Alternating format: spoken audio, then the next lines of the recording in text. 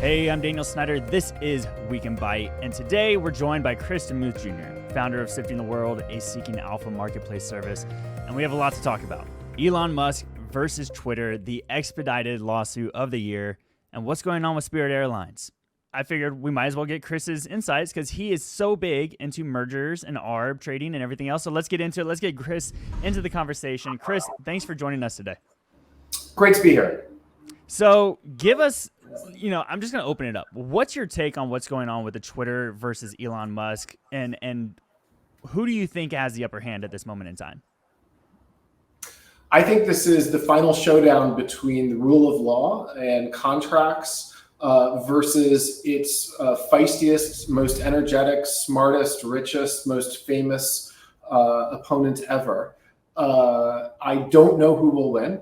I do know that if Elon Musk wins with the set of facts as we understand them today, and things can, of course, change, new things can come to light, kind of with all of the normal caveats, that contract law, as we know, is dead. Merger contracts will just become a farce, and it changes everything.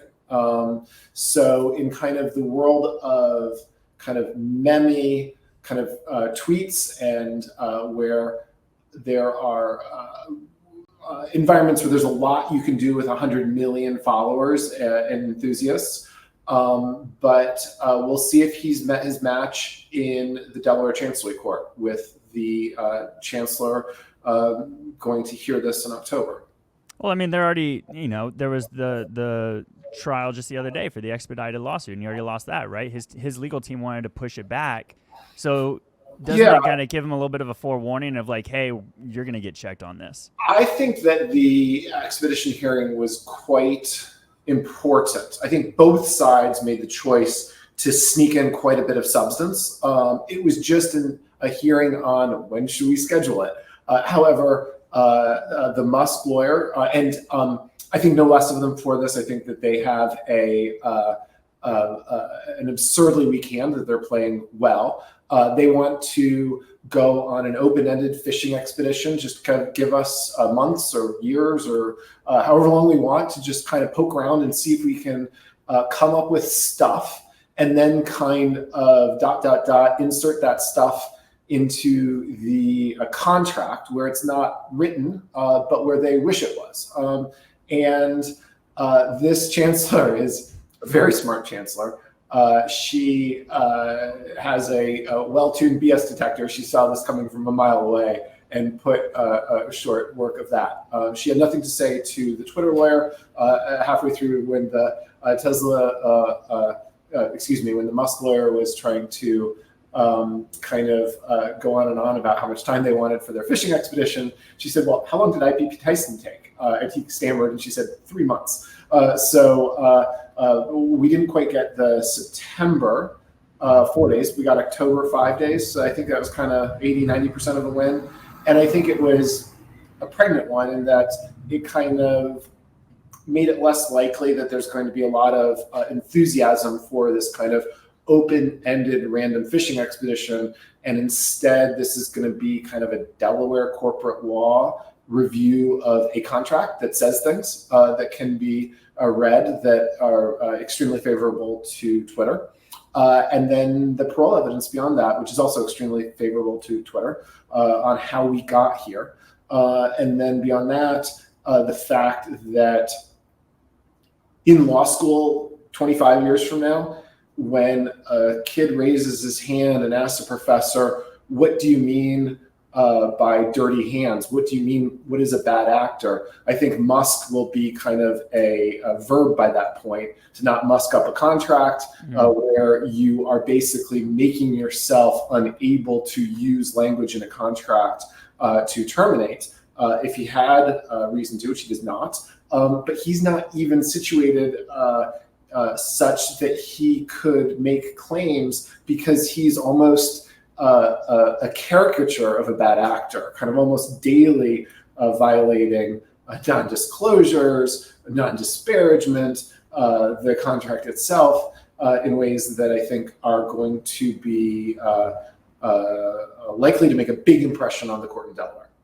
This is what they do. The whole point is, I don't know what else goes on in Delaware, but the vast majority of the whole point of the state is to be a place to quickly, fairly lead to deal certainty, and where people have already divided up the risks and uncertainties that exist between signing a contract and the culmination of a deal, to have that done in a way such that both parties know the risks that they're taking and have only those risks. And the problem with a court, if we didn't have Delaware, is the process becomes the punishment. And that's precisely what Elon Musk wants. That's precisely what his lawyers want, which is, let's just take forever. We'll just say stuff.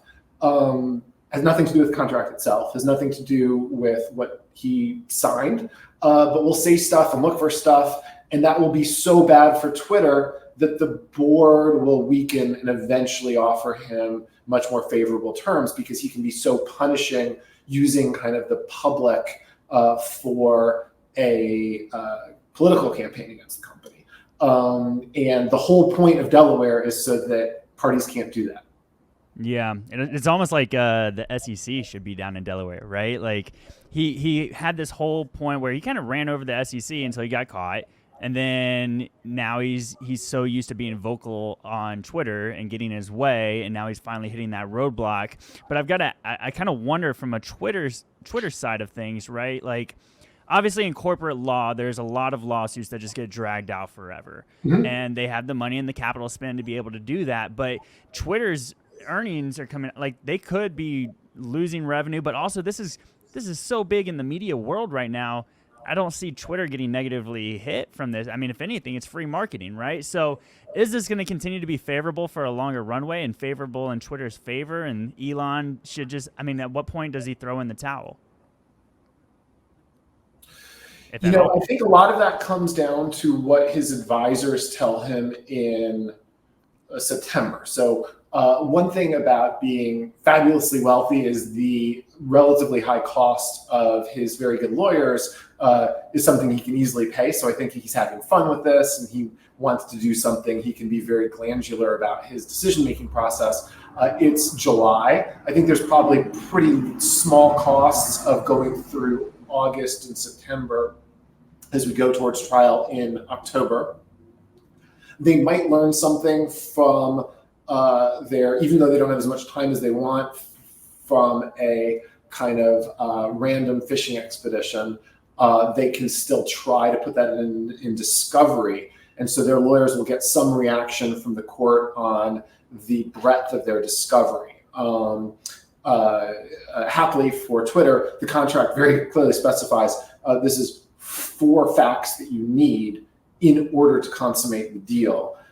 They have a reasonableness standard that is one that's pretty easy to maintain. So Twitter has a ton of discretion in the contract over what they hand him. But now he has a trial, and he's going to try to get more than what he needed to contractually for the trial. That's fine. But then as we get to September, a lot of his subsequent moves really depend on what counsel advises him on, and they get paid by the hour, but it's not clear that this is a hand they want to take through to a decision. So there could be, courthouse steps is a common time for settlement talks.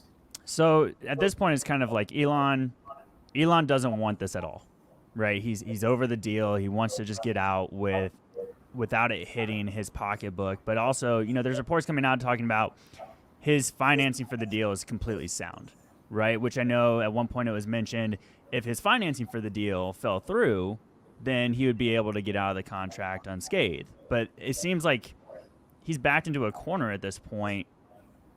Do you think he'll ever flip back and be like, all right, let's just do this? And it goes back to what you were talking about, just trying to get the price down. Is that the new motive, is just get the price down and then go back into it?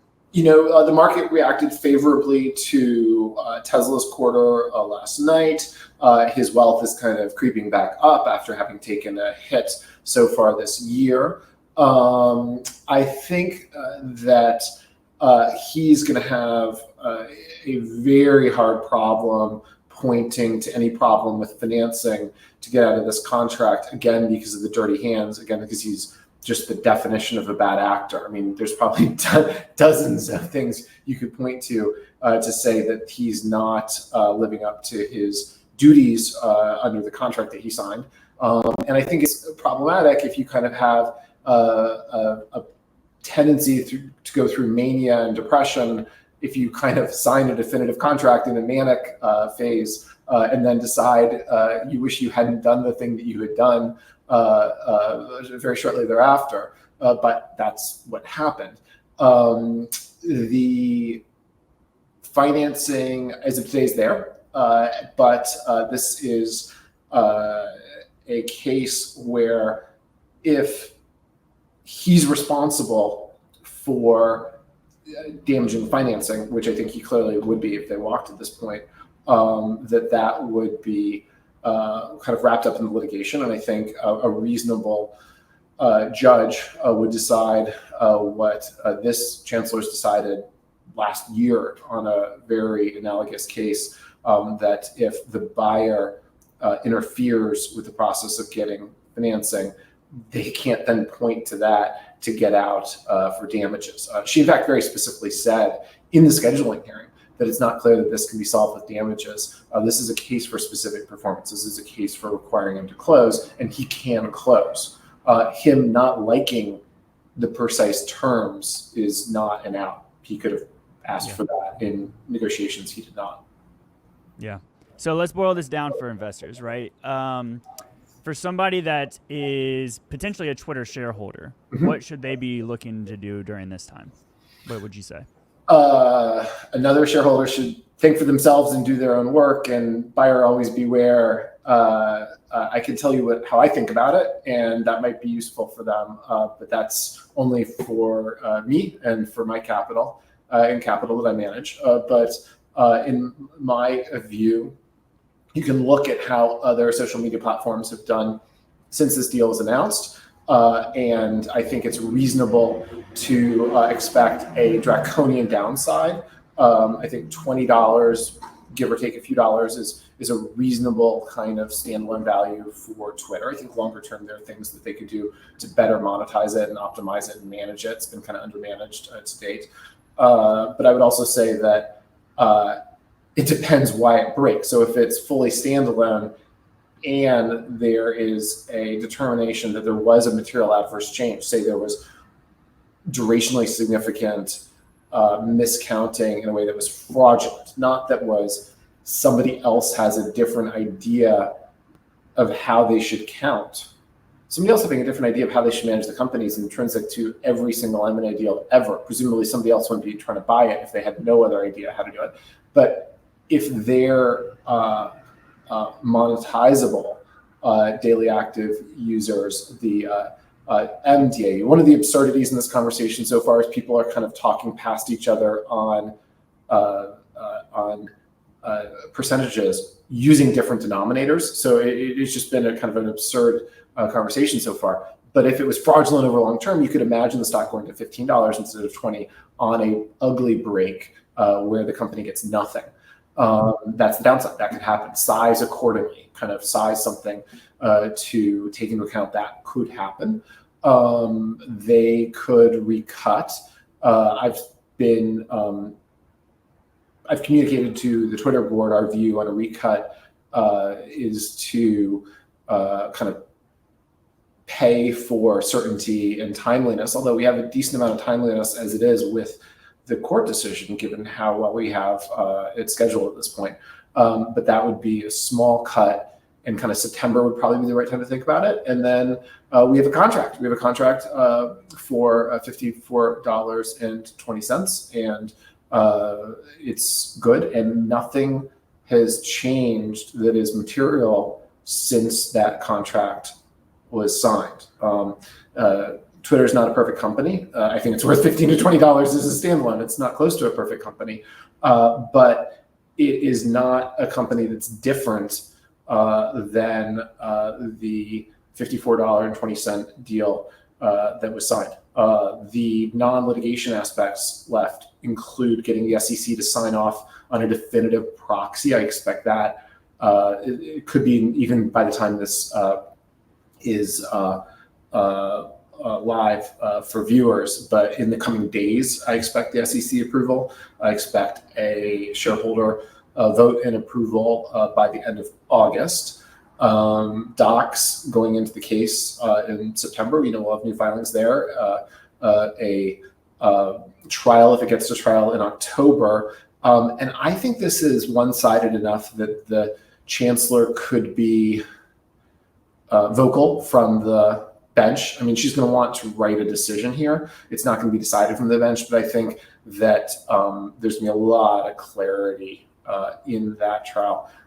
Interestingly enough, she has 2 Elon Musk trials that month. She has 10 days of this guy, 5 on his comp litigation and 5 on our suit to get him to do the deal that he said he would do. So she's going to have quite a bit of him. So I think that people should look probabilistically at the likelihood that there's that downside and the likelihood that this gets specific performance and we get the money we're owed, or that there's a settlement. And now when you're doing the decision tree, the settlement's not that different a factor in that the same people thinking about the settlement will be thinking about the same upside and downside. Yeah. I want to move on real quick just with you. I only have you for a few more minutes. Sure.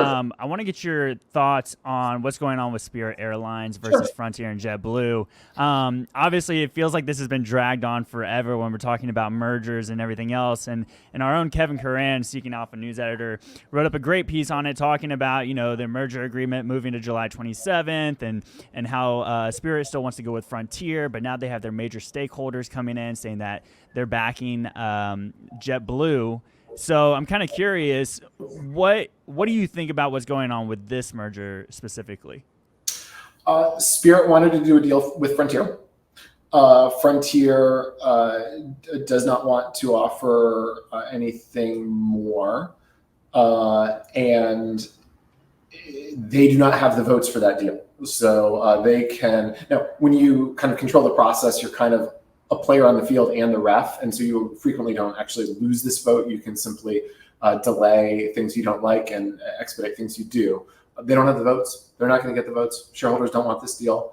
And it was a weird delta between the value of Frontier and the value of JetBlue from the beginning and through to today.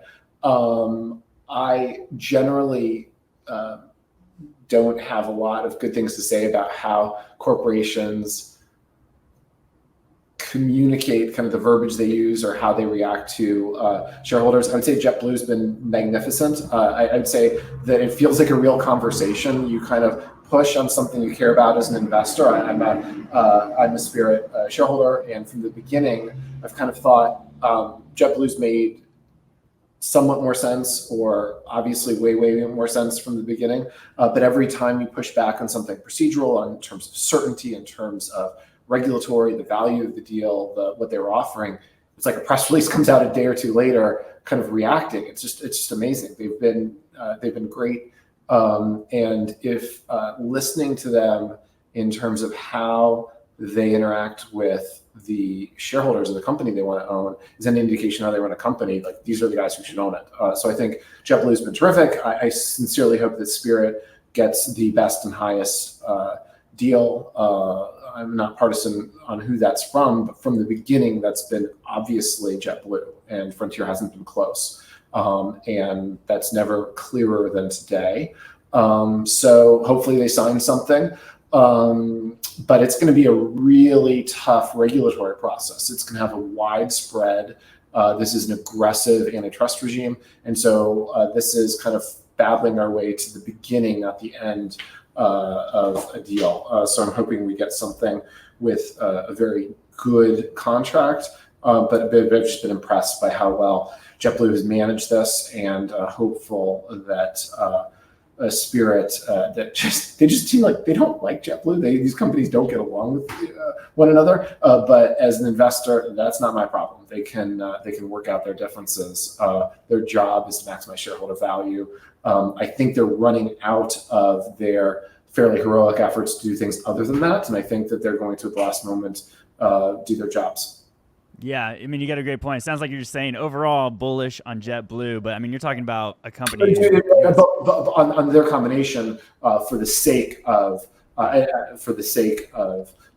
the save shareholders. the merger, yeah, and the shareholders for sure. I mean, obviously, you're talking about an industry right now where we're talking about consumer sentiment falling, consumer spending is still elevated, but we're in the summer months, right? Tons of people are traveling. We're seeing the earnings come out from all the airlines, and they're beating, right? Like people are still spending money on airlines and travel, and obviously, you have a couple big players, and you have guys like Spirit and JetBlue and Frontier that are all just trying to continue to take a little bit more of that stake of the market. So this is one that we'll definitely keep tracking. Let's go ahead and wrap it up there, Chris. Thanks for taking the time to speak with us. We'll have you back on again soon to talk about more Twitter and Elon and everything else. But for now, you go enjoy the weekend. Okay. There's going to be entertainment and hopefully investment value from Elon in the months ahead with a higher level of certainty than the likelihood the deal gets done, and that's even pretty sure. Thank you so much, Daniel. Nice to talk with you. Hey, best of luck on that. We'll talk soon. Bye-bye. Bye. Now, let's head over to Seeking Alpha's own KimCon for next week's Catalyst Watch. And I think I have a feeling I know what you're going to say, Kim, but go ahead, hit us with the rundown. Well, it's a busy week, but yes, it's the Fed. And, look, I mean, you look at all the other events that are on the calendar. We've got 5 mega cap companies reporting, including Apple, old news. We've got GDP coming out that could actually confirm the technical definition of recession, 2 quarters of contraction. The market's already priced that in. Everyone's just like, get me to the Fed. And that's what you get when you get a kind of once in a generation tightening cycle like we've got now. So, by the numbers, the market's pricing in a 70% chance of 75 basis point hike. But there is still a chance of 100 basis points. I think, those odds are going to still fluctuate a little, although we're not getting too much more data. What did get my spidey sense tingling today was the jobless claims numbers, which came in and unexpectedly rose to 251K. That's pretty high. It's the high, it was down in mid-March around like in the 160s. So it's a pretty significant jump. And Renaissance Macro Research was out today with a tweet, and they're saying that they think that the cutoff point with the claims numbers rising is 275, and by that they mean it's kind of a break even where payrolls stop rising.